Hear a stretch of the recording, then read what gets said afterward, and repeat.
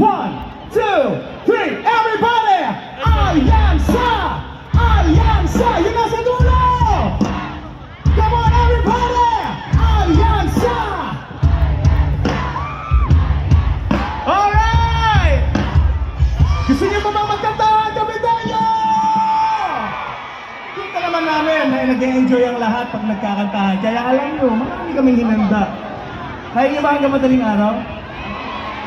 Siyempre, joke lang yun. Ito, kay Senator Tito So. Ito ngayon. Siyempre, kay Senator Amy Marcos. Siyempre sa Alianza para sa bagong Pilipinas. Suportahan po natin yan, mga Kapitenyo. Ito, gusto niyo pa ba magkantahan?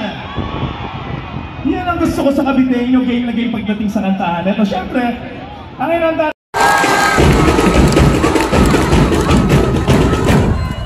Ginagawa sa idol.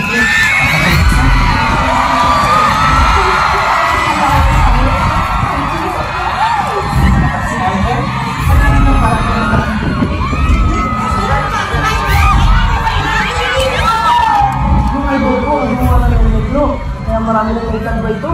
Sino ba yung idol mo? Senator Bong Revilla. Pinoy, kayo, ang idol mo.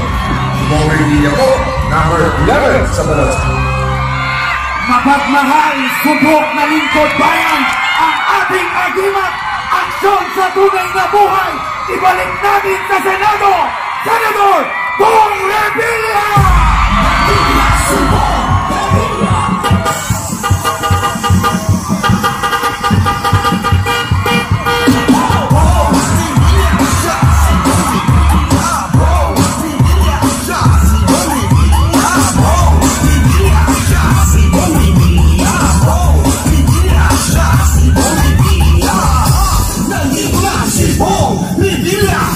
Cavite!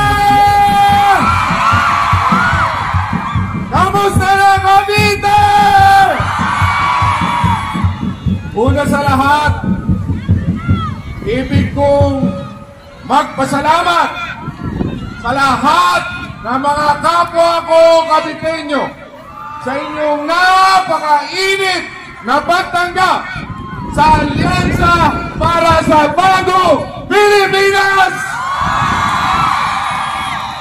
Ito po ay isang patunay na ang mga Caviteño ay nagkakaisa.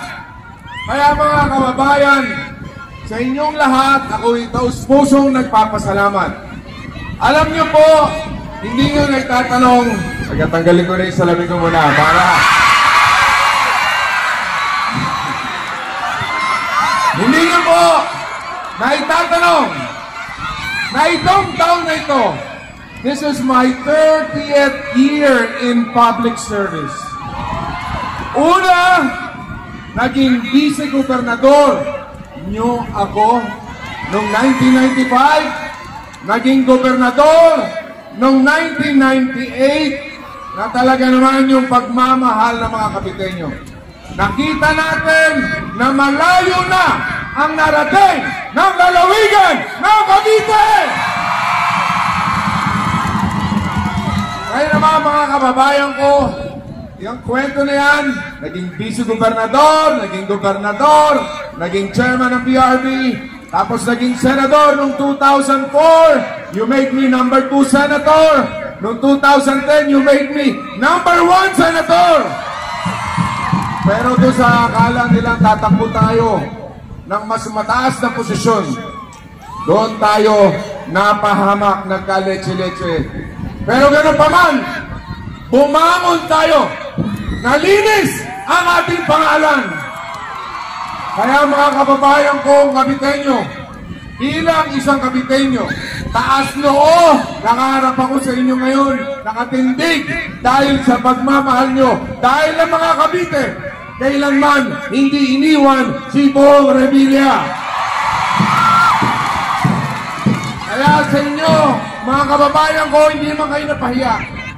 Dahil sa aking 30 years na panunungkulan at sa kabilang senador ninyo, ang inyong senador na si Bong Revilla nakapaghain na mahigit 2,000 panukalang batas. at 343 na batas na ngayon.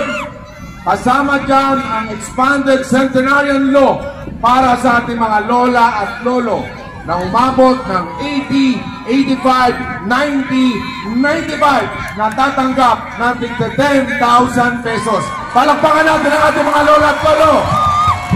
At yung mga teachers natin, yung chok allowance, dati 5,000, ngayon tatanggap na yung mga teachers ng 10,000 pesos.